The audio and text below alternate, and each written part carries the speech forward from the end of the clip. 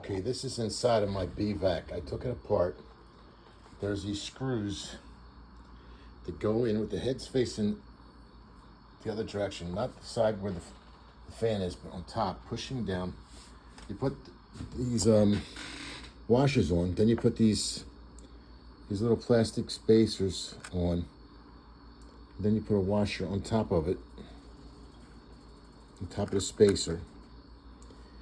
You're gonna do that for all 5 of them. Then you're gonna put the head on top of the whole thing.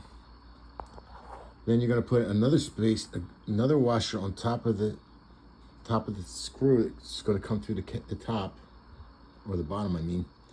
And then one of these little nuts with the Teflon washers, and that's pretty much it.